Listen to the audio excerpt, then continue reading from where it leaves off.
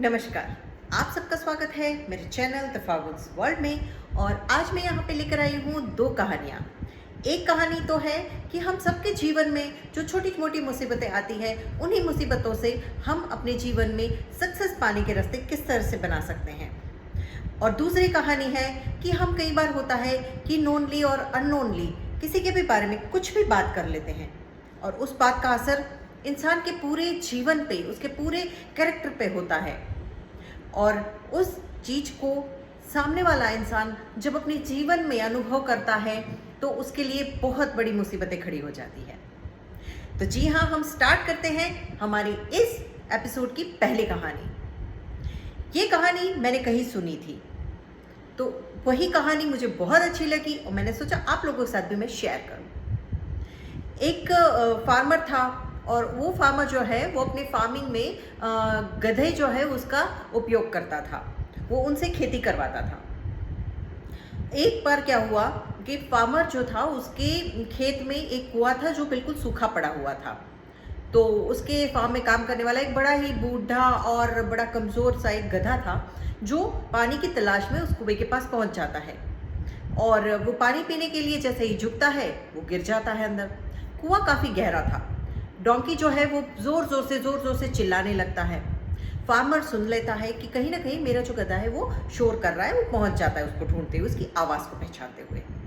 जब वो वहाँ पहुंचता है तो देखता है कि कुआं काफ़ी गहरा है और वो एकदम ही अंदर कुएं के अंदर फंसा हुआ है। तो उसको निकालने के लिए फार्मर जो है वो काफ़ी बुढ़ा था, तो उसको निकालने के लिए उसके पास कोई भी ऐसी तरकीब नहीं थी कि उसको बाहर निकाल पाए। वो सोचता है कि आसपास में जितने और लोग हैं उनको मैं इकट्ठा कर लेता हूँ, हो सकता है उनकी मदद से मैं इसको बाहर निकाल पाऊँ। वो उन सबको लेकर आता है। बहुत कोशिश करते हैं, सोचते हैं कि किस तरह से निकाला जाए बाहर इस गधे को, लेकिन वो निकाल नहीं पाते हैं। फिर वो सब मिलके सोचते हैं कि वैसे भी ये गधा जो है वो काफ़ी बुढ़ा हो चुका है और कमज़ोर भी है, ये काम तो आएगा नहीं, और एक आध साल के अंदर वो वैसे ही इसकी डेथ हो जाएगी।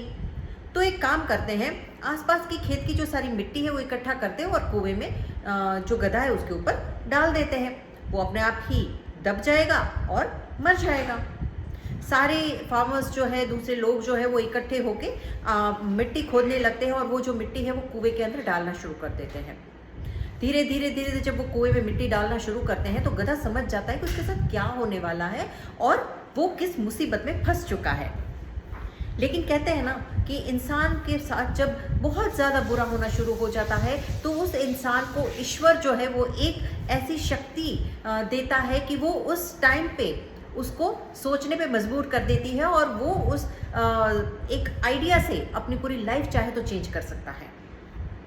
गधे के साथ भी यही होता है। जब वो समझ जाता है कि उसके साथ अब आगे क्या क्या होने वाला है, वो उसके ऊपर गिरने वाली मिट्टी जो है वो ऐसे झाड़ के अपने शरीर को नीचे गिराता जाता है। जैसे जैसे लोग मिट्टी डालते जा रहे हैं वो अपने शरीर को झाड़ रहा है और वो मिट्टी नीचे गिरा रहा है। तो इससे हो क्या रहा है कि जैसे जैसे मिट्टी गिर रही है, गधा जो है वो मिट्टी झाड़ झाड़ के नीचे गिरा रहा है और वो खुद उस मिट्टी के ऊपर आता जा रहा है। धीरे धीरे क्या होता है कि वो सारे जो लोग उस पर मिट्टी डाल रहे होते हैं वो समझ जाते हैं कि अब हो क्या रहा है। वो सब भी खुश हो जाते हैं कि गधे की ये जो जीवन जीने की आस है और जो उसने युक्ति लगाई है, तो वो लोग भी खुश होते हुए उस पर और मिट्टी डालना शुरू करते हैं। धीरे धीरे कुआं भरता जाता है और गधा जो है उस मिट्टी से ऊपर आता जाता है। एक टाइम ऐसा आता है कि पूरी तरह से कुआं भर जाता है और गधा बिल्कुल ही बाहर आने के लिए फ्री हो जाता है। इस तरह से वो अपना जीवन बचा लेता है। तो दोस्तों, ये छोटी सी कहानी थी, लेकिन मुझे ये कहानी इसलिए अच्छी लगी क्योंकि हमारे साथ, हमारे जीवन में भी कहीं ना कहीं ऐसी बहुत सी चीज़ें होती हैं। हमें लगता है कि अरे अब तो हम फंस चुके हैं, अब तो इस जीवन में आगे कोई रास्ता नहीं है, अब शायद या तो इस पार या उस पार। लेकिन उसी टाइम पे भगवान हमें अगर सारे दरवाजे बंद कर देता है तो हमारे लिए खिड़की खोल देता है और वो होती है एक आइडिया। और जब वो आइडिया हमारे दिमाग में आता है तो हम उसके ज़रिए उस मुसीबत से बाहर निकलने की सीढ़ी आसानी से बना सकते हैं। तो ये कहानी थी मेरी पहली स्टोरी। दूसरी कहानी है, जब हम कई बार हमारे साथ होता है, हम भी खुद ऐसा कई बार कर चुके होते हैं। ऐसे नहीं है कि हम बिल्कुल भी ऐसा नहीं करते, कई बार हमारे से भी ऐसी बातें हो जाती है।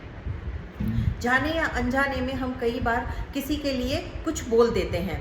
कई बार क्या होता है कि हम किसी के बारे में कोई अपना ओपिनियन दे देते हैं, कोई बात बोल देते हैं, मजाक में बोल देते हैं, और वो मजाक, वो जो बड़े ही हल्के फुल्के में बोली हुई बात भी होती है, वो कई बार बात का बतंगड़ जिसे हम कहते हैं वो बन जाती है, और जिस इंसान के लिए बोली गई है उसके लिए बहुत सारी मुसीबतें खड़ी कर देती हैं।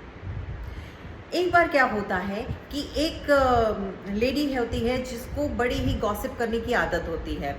उसका मन नहीं ऐसा होता कि मैं किसी के लिए कुछ बुरा करूं, बस उसको आदत होती है और वो अपनी आदत से मजबूर होती है। वो कई बार अपनी सहेलियों के साथ जब बाहर बैठी होती है अपने पड़ोस में, तो बातें कर रही होती है, वो अपने यहाँ पे काम करने वाली एक लड़की के बारे में बोल देती है कि वो चोर है।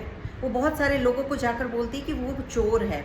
अब ये बात फैलते फैलते पुलिस स्टेशन तक पहुंच जाती है कि वो जो बंदी है वो चोर है, और फिर भी इस तरह से किसी की अगर कंप्लेन नहीं आए तब तक पुलिस भी कुछ नहीं करती।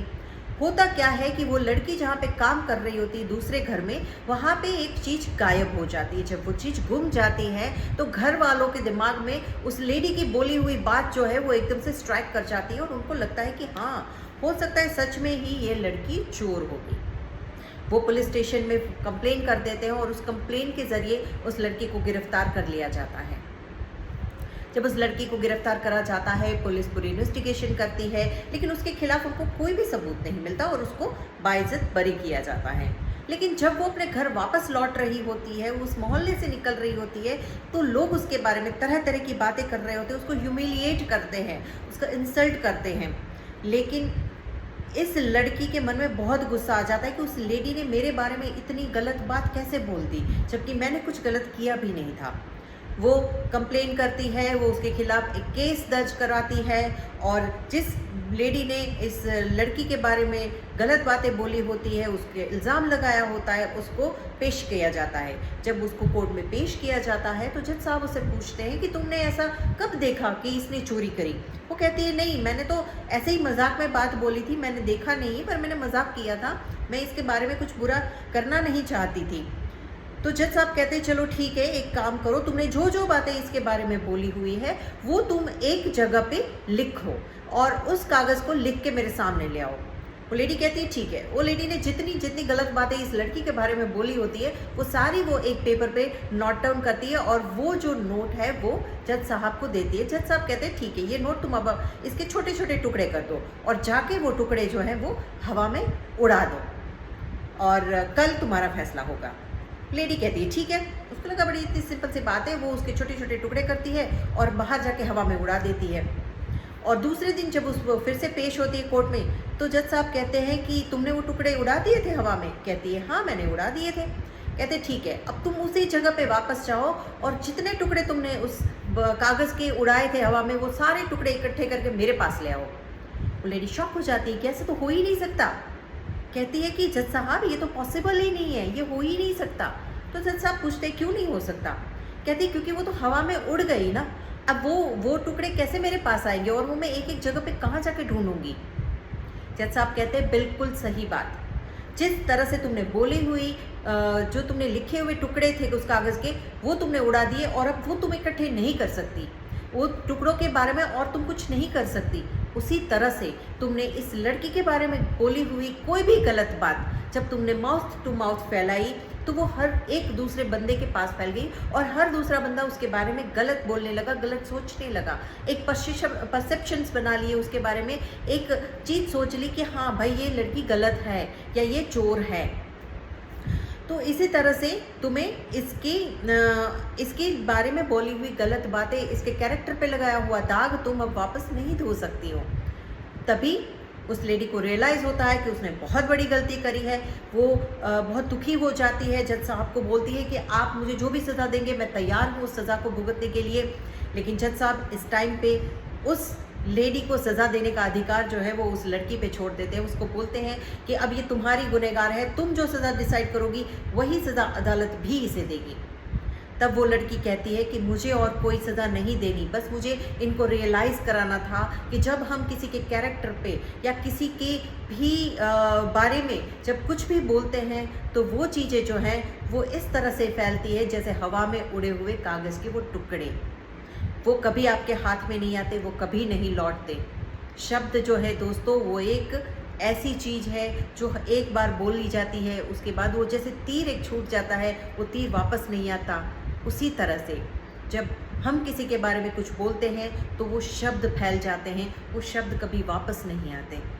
आप उसको कभी भी मोड़ नहीं सकते। एक बार बोली, आप उसकी माफ़ी मांग सकते हैं, आप उसके लिए रिग्रेट फील कर सकते हैं, आप उसको महसूस करा सकते हैं कि उसने जो किया, हमने जो बोल दिया वो उसके बारे में गलत था या हमें नहीं करना चाहिए था। लेकिन वही बोले हुए शब्द फिर से नहीं रिपीट हो सकते, फिर से उन चीज़ों को आप ठीक नहीं कर सकते। तो कैसी लगी मेरी ये कहानी, आप मुझे ज़रूर बताइएगा कमेंट बॉक्स में। ये दोनों ही कहानी मुझे बहुत पसंद है और स्पेशली ये दूसरी कहानी जो है वो हम सबके जीवन में लागू होती है। कहीं ना कहीं हम अपने दोस्तों के साथ भी कई बार मजाक करते हैं, हम अपने दोस्तों को भी कुछ न कुछ भला बुरा बोल देते हैं, लेकिन बाद में उस मजाक का कई बार बहुत ही गलत मीनिंग भी निकल आता है। मेरे चैनल के साथ बने रहिए, ऐसी ही कहानियों के साथ मैं फिर आपके सामने हाजिर होंगी। तब तक मेरी इन कहानियों को सुनिए, ज़्यादा से ज़्यादा लोगों के साथ शेयर कीजिए, मेरे चैनल को सब्सक्राइब कीजिए। कोई भी एस्ट्रोलॉजी से रिलेटेड, वास्तुशास्त्र से रिलेटेड कोई भी क्वेश्चन पूछना है तो आप मुझे पूछ सकते हैं, मुझे डीएम कर सकते हैं। मेरे चैनल पे आप क्वेश्चन बॉक्स में मुझे क्वेश्चन पूछ सकते हैं। तब तक स्वस्थ रहे, खुश रहे, ईश्वर का नाम लें। नमस्कार।